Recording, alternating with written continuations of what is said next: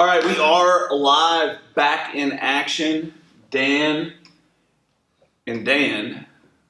just got back from the AO Series 3 and nursing a pretty tough weightlifting hangover. Well, that can be cured by one of our two sponsors here, Kill Cliff number 1. Perfect segue. Thank you to Oscar Hoy for taking care of us. And as always, the man Travis Fox, who we saw a lot this weekend, working with Nike Weightlifting. You can check him out at APS.com. Yes. Sorry, Athlete Performance Solutions.com for all your Nike weightlifting needs. Scroll it across the bottom. Now, let's talk, Dan, about weightlifting hangover. As you can see, I look like garbage. I look great. I feel as bad as I look. I look better than I feel. Okay. Just give the listeners at home an idea of what we did this weekend to create this weightlifting hangover. So we had a grand total of 34 athletes present, and we're basically on our feet most of the day, starting at 7 or 8:30 a.m. Every day, Dan came to my hotel room before I was able to get pants on. No, you had pants on. It was a little weird. It's like, no. It's like, dude, can you time this up a little better? No, I would text you like, hey, are you up? And I assume if you're going to have another human in your room that, you probably put pants on. But, that's up to you. Undies are comfy. Right. That's up to you. So, basically, I'd come down at 7 a.m., roughly. We go get coffee, walk on over, get the session set up, and start coaching till about 8 o'clock at night, roughly. Yeah. So you did that for 3 straight days. Yes. 36 hours of weightlifting coaching in 3 days. If you throw in there a little bit of time to go eat after, before, drink coffee. During, those are some pretty packed events. So there's always this emotional roller coaster, if you will, of every single lifter, the ups and the downs. Okay, so you got that 2 times per session. There's a lot of doubt whether or not we were successfully going to be able to handle this many lifters. there were a lot of questions. 0 timeouts, which was number 1, and we had one timeout, Paige's timeout. Well, Okay, that right. little bit Right, different but scenario. but that was like, not no, due to lack of There were readiness. no gross errors, except for maybe myself, that I already told you yesterday. Yeah, But you run some athletes. No, actually, nothing was ruined, but there were no major errors. We didn't fall asleep at the wheel. No, anytime really. We did. I would like to give a shout out to Aaron Perschbacher. He Okay, killed it. Team Lift Labber, 85 kilo lifter. Went 6 for 6. Our only athlete to go 6 for 6, by the way. Who was he coached by? He was. I guess he was coached by you. Good looking Dan is the Right, answer. Sure. And not only did he go 6 for 6, PR snatch, PR clean and jerk. Correct. Okay, so it wasn't like he wasn't pushing the limits. Which also leads to a PR total. Right. And I think, right. Our just audience for our audience, they're pretty smart. They understand right? Just saying. And then he has done a lot of local meets in terms of coach. He coaches out of a CrossFit, and because we were so swamped, we asked him if he would help out. So kind of what we did is on day 1, day 2, we had him handle some athletes, and we kind of just checked in with him to make sure he was on pace with things. He actually did really well. And then, essentially that was building the trust for day 3, right, when things were a little heavier, a little more on the line, a little more strategy going on, and he did really well. So we are thrilled, excited, and a huge thank you to Aaron Perschbacher. We have a autographed tank top by Dana Lynn Bailey on the way to him. Do we? It's sweaty, too. No, of course not. Could you imagine? I'm sure there's guys.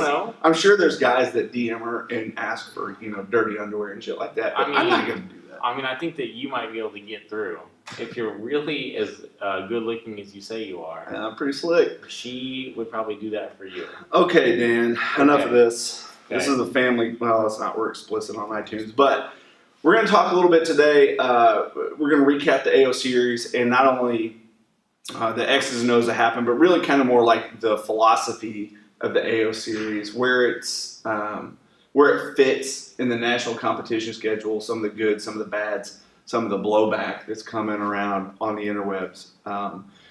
last week or 2 weeks ago before we left, the last podcast with Will Fleming and Launch, which you can check that one out. It's already up. It's a good one. We talk about a lot of weightlifting things. And our members here were like, dude, when are we going to get some philosophy on this podcast? And I'm like, They sound like that, by the way. yeah. I'm like, we got to build into it. Especially when they ask, dude. We got to build into it because you don't want to. It's like there's a digestible amount of philosophy for the average human being, right? Usually it's very little. There's a reason why The Alchemist is widely popular philosophy books, right? I mean, Paulo Coelho is just like word salad, says some crazy shit, real short writing, very successful. I feel like most of them tell you you're going to want to put this book down from time to time. Right. Which, If you're reading some really good shit, you're going to just need to stop and think about it. right. So, I thought we would tie in just barely. And Okay. Dan, you don't like the word philosophy. You Well- prefer the word metaphysical. Well, I just think that it's Explain that weird shit. Well, I think it's just a funny way to classify the same exact thing. It's really a philosophical literature, but it seems It's a philosophical difference in explaining philosophy. right. Yeah, I think it's just it just sells. Maybe it sells better than philosophy because you think of old stuffy white dudes that are dead. Right, there's a Yeah. bust of them somewhere. That's about it. Right. But Because heaven more- forbid, like there be any new philosophy that comes out. Right. So Um, I think metaphysical is just a funny term Yeah. for that sort of genre of literature. So like I like to say that. Random note. If you ever read like Meditations by Marcus Aurelius, which is pretty popular.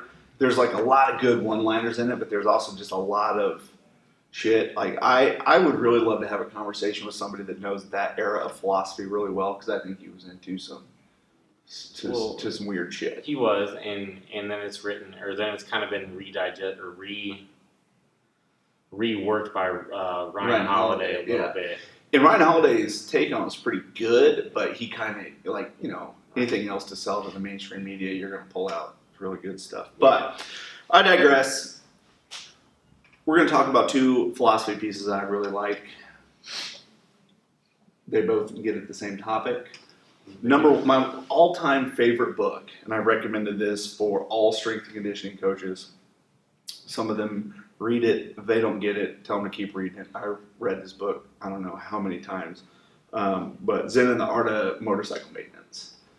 Nothing to do about motorcycles. Relatively little to do with motorcycles. They use the motorcycles to kind of frame up the philosophy of it. But and then along those same lines, Walden by Henry David Thoreau. Mm-hmm. Although I was told by a philosophy teacher it was Thorough was actually the pronunciation, but again, mainstream media has it all wrong. I didn't argue with him. I was being a pupil, not a... Philosophical difference. It was a metaphysical difference. So anyway, in the beginnings of Walden by Thoreau, he basically comes to this realization that he just has these beliefs about independence and being self-reliant, and he sees society as deviating from this greatly. So he basically puts up his middle finger, says, fuck you, I'm moving into the woods. He goes, catalogs the cost of nails and wood and all the other shit that you need to build a house. And he builds a cabin by this pond. Okay, that's in Walden. And he lives there for a little over a year by himself, just writing and thinking and writing and thinking. And he's totally staying true to his core beliefs, but he's abandoned everything that's gone on inside society and culture. Why the reason I prefer Zen and the Art of Motorcycle Maintenance is it gets at this exact same thing, but the author is trying to figure out how to hold on to his beliefs, the things that are most important to him, his why, his reasoning, and still exist within the society culture that's been built up around him. And why this is the segue for today is because USA Weightlifting has been making a ton of changes. If you look at it, how much it's grown and developed, what the culture has become in the last even 2 years is remarkably different than what it was 10 years ago. And we'll get to this AO series as being a huge part of that change and that face and that identity. What we're seeing is some of the internet weightlifting pundits backlash, right? Which is where all good debates take place. Right. It's We all all on know this. Facebook where, people say, oh, if you go to the AO Series 3, you're not a national level lifter. If you go to AO Series 2, you're not a national lifter. If you go to the American Open and you lift in the B session, you're not a national weightlifter. If you go to nationals and lift in the B session, you're not a national level weightlifter. And it's like, You can argue yeah, so whatever you want. absolutely. But things are definitely changing. I have really strong beliefs in what it takes to find the best weightlifter, to be the best weightlifter. And those things, I think, are a core belief that are always going to hold true for the people that have been in the sport of weightlifting for a long time. The structure around it is not the same, and it's only going to continue to change. So I think we need to figure out how to work within that structure and continue to be positive and grow as coaches. 100%. So with that being said, let's talk about the AO series, just conceptually kind of what it is getting at. Okay. Would you like me to go or would you like you to go, Dan? Well, I think that sort of like my take on it. Well, back it up and tell the folks what's sitting different. What's different about the series versus the American Open? So, and this is a question that gets asked, and there's some things that we didn't even know that we learned just by going and doing it and having to register, which is huge. But you have, I guess the best way I've explained it to people that have no idea about weightlifting is there's basically a tier type of system when you have a national level meet. Okay, that's sponsored by Rogue, sponsored by Nike, right? They bring the whole truck in, they get all the weights out, they got the big stage, they got all that stuff. So you have Shiny lights. right, shiny lights, camera, hook grips hanging out, lifting live, whole 9 yards, right? So you have a couple tiers. So AO 1, 2, and 3 are basically the lowest level tier with the lowest qualifying totals. And I believe those are old totals, probably from a junior or university level. I think I've heard something like that. Sure. Whatever, right? Significantly lower totals. Significantly lower totals than what you would see at the AO final or nationals. So what you have there is you have people that can't make those top 2 tiers. They can't make tier 2. They can't make tier 1, but they can make the bottom tier. So that gives them an opportunity to go experience this high level meet and this great experience on a national stage. Right. Even though they used to have a national total and now those totals have risen significantly, which is what we've seen since we started 3 years ago, right? The 2014 American Open, right? You remember that one? Mm-hmm. Wait, which one was that? That was the one in DC. Remember the lights went off on you? It was you, Natalie, yeah. Right. Yeah. Remember you went to DC and things were just the totals were lower. For sure. The numbers were just way different. That was also when I met our sponsor, Travis Sponsor, Fox, Travis Nike Fox. Weightlifting. Yeah. Another plug at that meet. Right. So then you started to see these totals climb. For sure. And that excluded a lot of individuals. So this is a chance for them to be sort of included back in, as well as people that maybe they had some exposure to weightlifting, they've done local meets, but they're not along in their development where they can make a national meet yet. Correct. So this is where this bottom tier really kind of goes into play. And then you have the second tier, which is really the AO final, Right. where there's 2 ways to get there. Either you hit the automatic qualifying total, Mhm. or, like we found out today, you place top 3 in your weight class for open lifters Mm-hmm. that exclude the automatic bid. So we placed 3 more in that AO final, Sure. which I didn't know they were going to go. I'm going to be honest with you. They texted me today and it was like, okay, all right, We're doing it. Looks like we're in. Right, and so when Correct. we're saying I guess I think you use the term elite. We're talking elite in terms of production, right? We're not looking at the AO Series 3 is going to have the same feel, maybe not necessarily in intensity, but the same setup with all the judges, the referees, the technical officials. Yep. Just being way too into their job, by the way. How many times our lifters get their belts measured? It's just ridiculous. But anyway, so you're getting that same experience, and it's giving you an opportunity to go have fun with your teammates, to compete. And the people that are going to the series know that they're not going there to win the individual class championship. Right. They know where the totals are Right. to be the best in the U.S. They know that they're not going to go, or most know they're not going to go to the final. Most know they're not going to go to nationals. Right. This is their national meet. Right, or they're going to see it as like this is a stepping stone Correct. to go next year, Mm-hmm. right? So This is like one shot at exposure to say, like just to see if you're into it, and like then if you're into it, like I guarantee we'll get some people that will like more like aggressively pursue that goal absolutely, just by showing up and registering a total. just hey, I like the atmosphere, I like the intensity. Right. I You want to know, go back. Because we had so many damn lifters there, we had a large team presence, so you're hanging out. Mm-hmm. After you lift, I mean, one of the fun things about a weightlifting is after you're done lifting, just sit there and drink beer and watch weightlifting. I mean, it's a pretty good time. Right. You get to hang out with your friends. Exactly. Right. So You get to yell, "Big money don't fold." I in mean- the crowd for every lifter after your session. I must have heard that at least 750 times. Probably.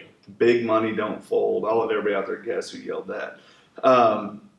The other thing that is pretty unique about the AO series is they allow for masters, juniors, and youth divisions as well. And I think this is really a good concept because a lot of times you're only giving those athletes one competition per year to really focus on. So if you look at the whole picture of what USA Weightlifting is trying to do, and you look at their athlete development models and what they're putting out in their coaching courses, they're encouraging youth lifters to look at multiple meets a year and have 2 of them be relatively big. But unless you're a youth going to youth worlds or a junior going to junior worlds, you only really have one national level meet that you can participate in. Well, the AO series gives you the opportunity to do that within your region. Mm-hmm. Right, so for us, Grand Rapids in our region, that's a driving distance for us. 4-ish hours. Yeah, exactly. So we're not going to we may not go do the AO series in let's say if they put it all the way up in Seattle, Washington, right? Probably not going to No. do 30 people out there. Would there be a few people who be like, hey, yeah, I'd like to go? Sure, of course, and they can take that opportunity. But it just, the whole point is the structure and the culture of USA Weightlifting is getting more people to participate on a larger scale, on a larger platform. Okay, if you do that enough, the cream will rise to the top. I mean, right? it always will. Always. So Always. there's going to be opportunities to find out who the best lifters are. Okay, at this AO Series 3 is the last opportunity to make a World Championships team. So guess what? You had some people coming out of the woodwork that hadn't competed in a while, i.e. Ian Wilson. And we'll talk about more about it here in a second, but the women's 75A session was stacked, exactly. Huge opportunities for one of 5 girls to make the world team, right, coming out of there. Also, I believe that Nathan Damron got a spot, as a 94. There was an 85, I'm spacing on his name right now. Jared Cantrell got a spot, right. Big lifts as Yep. an 85, by the way. Yes. 150, Yep. probably wrong, 155, 185, I believe. Very good lifts. Something like that. Yeah, so he got a spot as well, and I believe Morgan hopped in there as a 53. Mm-hmm. So there was a lot of opportunities that come from the AO Series 3, and a lot of qualifying, opportunity. I guess some of the criticisms of that would be, well, if you have too many opportunities to qualify for a world team, you're going to destroy the training that it takes for the world. So, for example, like the worlds are 11 weeks out, right? If somebody had to peak for this AO Series 3 event, or maybe they had to show up even just in case they had to defend their spot or save their spot, it puts them in a tough bind to turn around and peak again. Okay, so now speaking specifically to the 75A session, I think Jenny Arthur was in very good shape, but I don't think she was in peak shape. I don't think she had to be in peak shape to earn a world spot. So for somebody like that, it's probably not detracting from her training too much. But I mean, you're talking about a very small percentage Absolutely. of the people that are there. And if somebody rises up in that occasion and earns a world spot, that's a hell of an opportunity. So For sure. So you might as well encourage that as opposed to discourage it. Yeah. So, the other thing I see is, you talked about the youth lifters and masters lifters, and we had a whole family go and compete. So the Fredericks, mother, father, daughter, Yep. all involved. Absolutely. 3 people on stage. Yep. And you tell me what's wrong with that. Like that, if you're trying to grow the sport of Olympic weightlifting, if you give these giving masters lifters opportunities to see what goes on. Okay, so maybe they came into the sport late. All right, this is a very common scenario. They came into the sport of lifting late. They found it through CrossFit. Okay, they didn't know what it was when they were young and in their prime. Now they know what it was. Well, because they didn't know what it was when they were young and in their prime, they didn't get a chance to go compete and experience USA weightlifting. Right? Well, now they did. Okay, so now you have 2 more voices, in this case scenario with mom and dad. So you have 2 more voices in mom and dad that can be an advocate for weightlifting to daughter's friends, daughter's friends' school. Like there's an endless amount of telephone effect that can happen from letting people go and experience this. For the people that are on the face pages and the Instas and YouTubes talking all kinds of shit about how it's, it's not real weightlifting because the totals aren't whatever, and this, that, and the other. Okay, I can buy what you're selling when you say the totals aren't as high, but you're not just doing it for the totals. The people that need totals are going to get the total. Right. That will always happen. Always. And I think for masters, it's it's more than 2 competitions a year, right? And really, because for the Masters, there's the Masters American Open in November, and then there's Masters Nationals in April. And this is 3 more opportunities to go compete on a national stage. Yep. And it's a great experience. Go have fun. Lift weights. Yeah. Right. And then it gives them an opportunity to compete with each other. Because this one, for the Masters, men and women, if you look at those Sinclairs, even though they're age adjusted, blah, blah, you can say what you want. Top 3 were going to the AO final. And this one was super stacked. There were a ton of good masters, and it's I think the highest masters total was somewhere in the high 260s for a 49-year-old 94, which I believe was Robert Arroyo. And this is a super stacked fight, just of men all across the board. What about the Ryan Tyler guy? Ryan Tyler came in second to Robert Arroyo. Okay. But still had snatch one. I'll give you one better. Go ahead. The 63 kilo women's division was 1 and 2, okay, by a junior and a master. Really?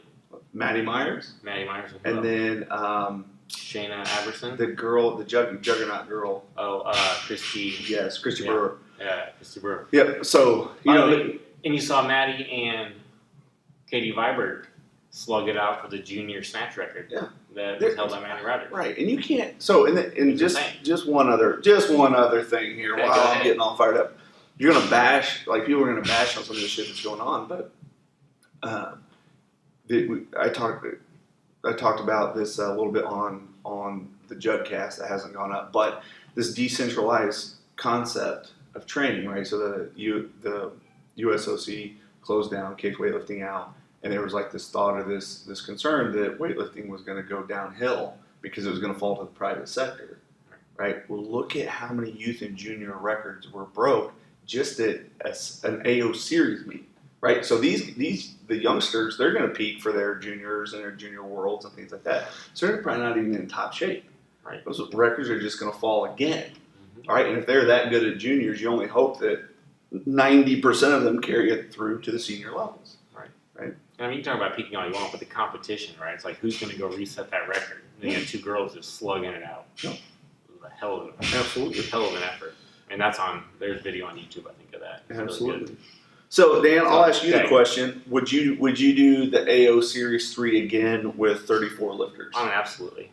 I came back to the gym yesterday, and I was here for maybe 90 minutes, probably about 2 hours, and I saw 4 people, because most teams took the day off. Sure. I saw 4 people that are new to our gym, and I'm hey, you guys need to plan on March. Just so you know. We're going to take 4 more. We're going to add those 4. At least. Sure. minimum, Right. for that meet. Because that's going to be the Arnold's going to be huge. It's an opportunity for them just to get that exposure, for them to take the next step. Yeah. So, and like sometimes people don't know what they want until they have it. Sure. So if they go to that meet and they're like, "Holy shit, I'm into this," now they're really pursuing it. They're gonna love it. Yeah. Yeah. That is like one of the, I believe when people say like, hey, like how do I grow my club? How do I make it bigger? How do I get people that are more competitive? How do I keep the intensity of training up? It's to go compete. I mean, the other thing is also an opportunity to, to get your. This is another way to think about it. You could get your national people. Okay, so your people that are going to be in the A sessions at nationals. You can get them to step back and realize like you don't need to go compete at the AO series, right? And like this is another thought about teaching people to become elite. And to be honest, I often think about this with CJ Cummins, right? Because he's a young guy, a young kid, really. That dude does every meet, ever, okay? And I'm not sure that that's the best, maybe it is the best thing for him, but I'm not sure if that was my lifter, if I would be putting them out there at every single meet. I think Maddie Rogers is probably a great example of somebody that's been pulled back, right? So she was doing a lot of meets and her coach took her back a little bit. I think one of the events, I don't remember which one it was, she just powered everything, right? It was university. Yeah, and then she obviously has her eye on bigger prizes and worlds and things like that. So she got pulled back, fairly well. But that's like you can start practicing these things and using the AO series as a tool to get your athletes to realize what's important for their goals for that year, right? So again, this is all setting the stage to develop elite athletes and to get them to have an expectation when they get to the national championships and even to the world level. It's all just a process and a series. So you can get whatever you want to get out of it, right? And you can look at it however you want to look at it. So if you want to look at it with a negative light and, oh, it's just running the sport because the totals are so low, well, you can see it that way, right? 100%. You can live on an island in Hawaii and be pissed, right? Because you're stuck on an island. Right? You can be mad anywhere. Right? It's just all about perspective. Yeah. And I think like we had a good example of, we're trying to get 2 girls to universities, next year. And this is a good opportunity because they're young. University Worlds. Well, so we're trying to get 2 girls to University Nationals, for next year, Haley and Taylor. Oh, I was thinking of. Right, so we think of Katrina. And then we also think of Trevor, right? Yeah. So this is a great opportunity for them, number one. Then you look at those girls that we want to go to University Nationals.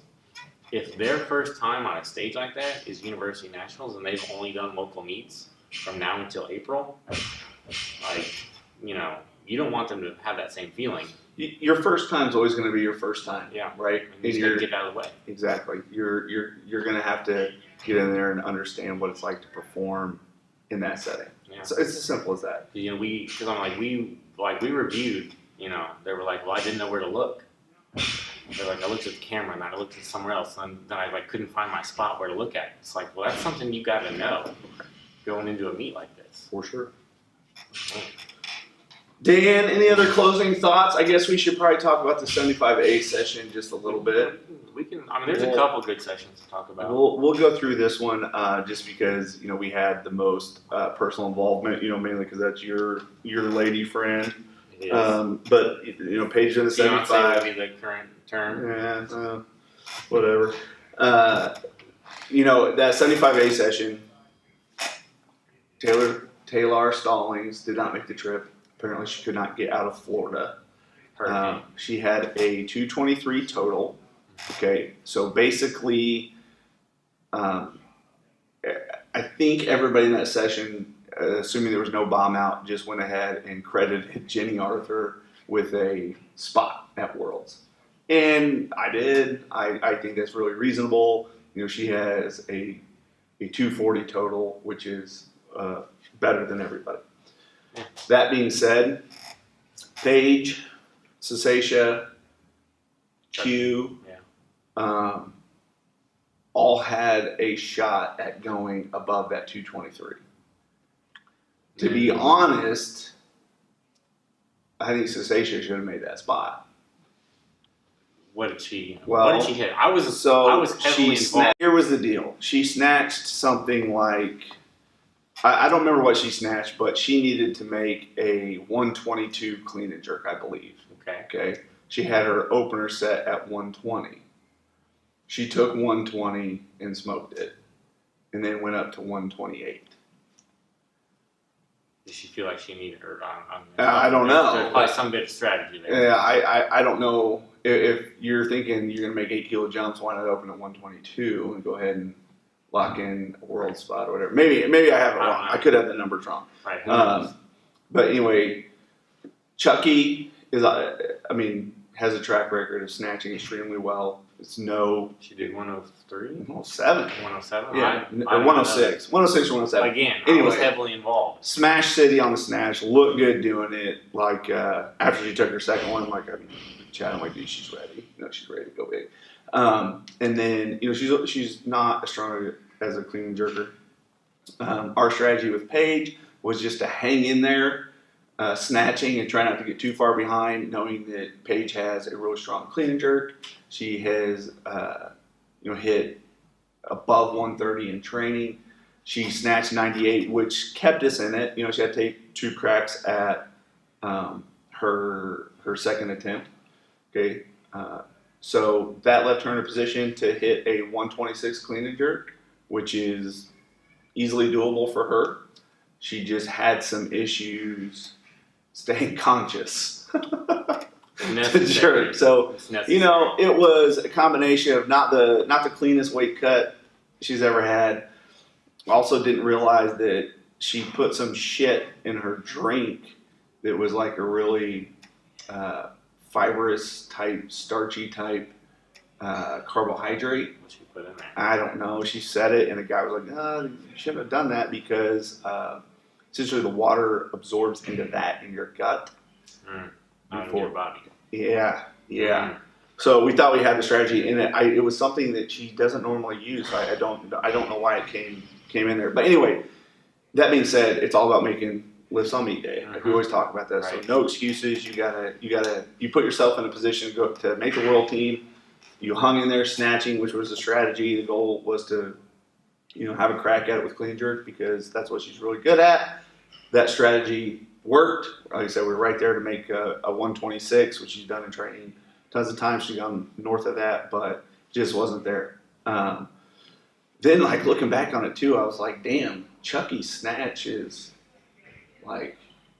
it's elite, right? That's a world level snatch. Yeah, so I'm like, okay, if she needs a 224 and she snatches 107, she's gonna have to go that high and clean and jerk. So I think looking forward, that's something to definitely be reckoned with. Obviously, Insasatia is she's strong in general, very young, very athletic. She'll be wrecking havoc for a long time.